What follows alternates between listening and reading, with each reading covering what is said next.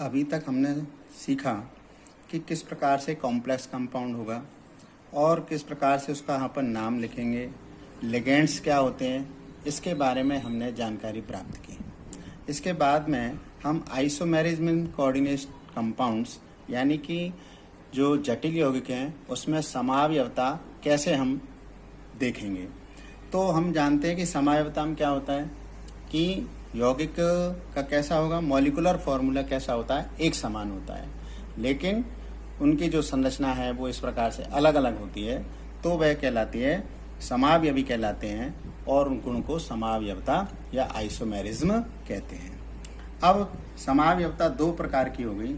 एक समावयवता हो गई कि संरचनात्मक समावयवता।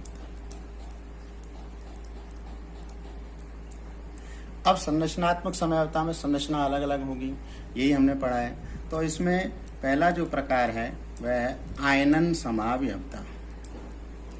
अब आयनन में क्या होगा कि यौगिक आयनित होगा। अब आयनित होगा इसका मतलब अलग अलग आयनों में वह बट जाएगा, अलग अलग आयनों में बट जाएगा। तो उससे पहले हम देखें कि जनरली हम जो कोऑर्डिनेट कंपाउंड बनाएंगे उसमें जितनी उसकी ऑक्सीकरण अवस्था होती है उससे लगभग जनरली सामान्य रूप से उसमें दो गुने लिगेंड्स जुड़ते हैं। जैसे मान लीजिए कि प्लेटिनम है। अब प्लेटिनम में और हमको लिगेंड्स जोड़ने, इसकी सामान्यतः दो ऑक्सीकरण अवस्था होती है, ठीक है। तो उसमें हम CN कितने जोड़ देंगे, 4। जैसे हम एक दंतुक लिगेंड है, कोई भी NH3 है, H2 है, CN है, Cl है, वो इस प्रकार से 4 हो जाएंगे।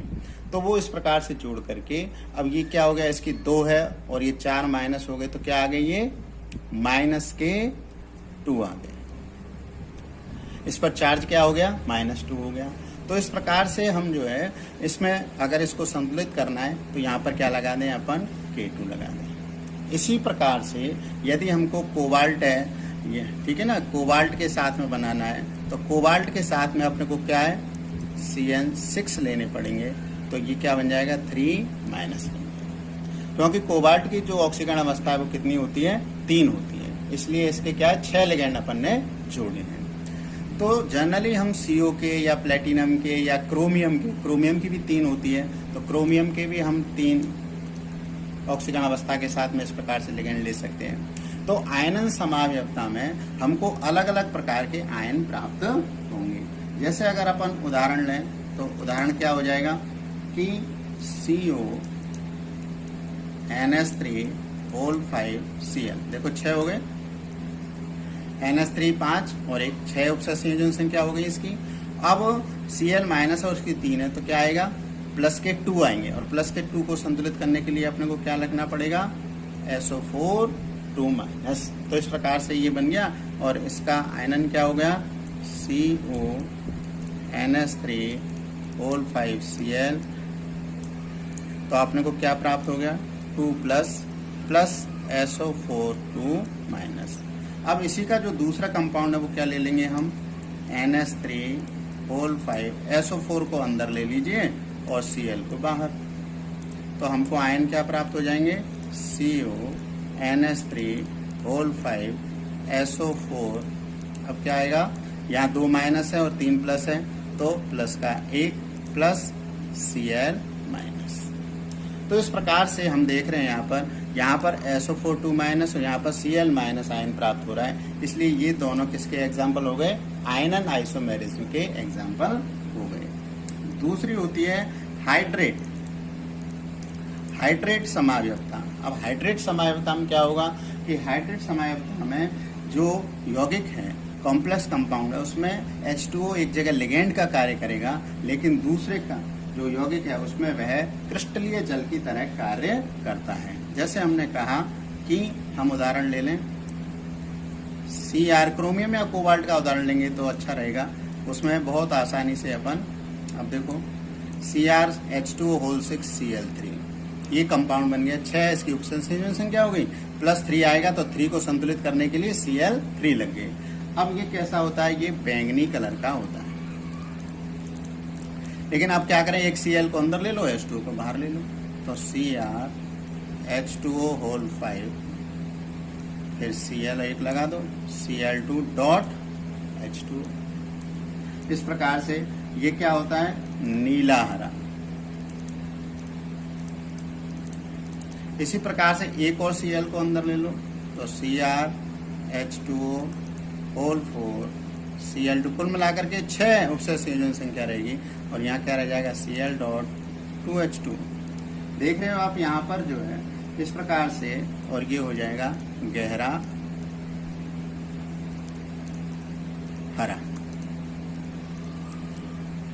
ठीक है, तो ये जहां पर एक जगह तो ये क्रिस्टलीय जल की तरह कार्य करता है, और एक जगह जो है लिगेंड की तरह कार्य करता है, तब उस परिस्थिति में यह कहलाती है लिगेंड समावयवता। अब तीसरे प्रकार की जो समावयवता होती है उसको अपन कहते हैं बंधन समावयवता, यानी लिंकेज। लिंकेज समावयवता में क्या होता है कि जो लिगेंड है वह उभय तंतुक लिगेंड इसमें कार्य करता है। जैसे हमने कहा CrH2O होल 5। अब उभय तंतुक लिगेंड या तो साइनाइड होता है, आइसोसाइनाइड होता है, नाइट्रो होता है, नाइट्राइट होता है। अब ये साइनाइड कैसा है, उभय तंतुक। अब इसको ही हम दूसरा रूप लिख देंगे, क्या, आइसोसाइनाइड। तो क्या बन जाएगा, CrH2O होल 5 NC, और ये Cl। तो इस प्रकार से लिंकेज में क्या होगा, जब लिगेंड कैसा होगा, उभय तंतुक होगा, तो वह लिंकेज समावयवता को प्रदर्शित करेगा। इसी प्रकार से चौथी समावयवता होती है लिगेंड समावयवता। अब लिगेंड समावयवता में क्या होता है कि इसमें जो लिगेंड है वो स्वयं ही खुद ही जो है आइसोमेरिज्म को प्रदर्शित करता है। जैसे हम कहें CrH2O होल 5, हर एक में देख रहे हो आप C6H4Cl। अब ये जो Cl है ये कितने नंबर पर जुड़ता है, यहाँ पर 2 नंबर पर जुड़ता है, इसलिए हमने इसको ऐसे लिखा। ठीक है, इसी प्रकार से फिर हम देखें तो CrH2O होल 5 C6H4Cl, और ये कितने नंबर पर जुड़ जाए, 3 नंबर पर जुड़ जाए, Cl3। और इसी प्रकार से C6H4Cl, और ये कितने नंबर पर जुड़ जाए, ये जो है 4 नंबर पर जुड़ जाए। जैसे अपन कहते हैं ऑर्थो मेटा पैरा, वही स्थिति है। तो H2O होल 5 Cl। तो इस प्रकार से हम ये बात कह सकते हैं। तो ये जो है लिगेंड, जब लिगेंड ही कैसे काम करेगा, समावयवता को प्रदर्शित करेगा। तो हमने आज इसमें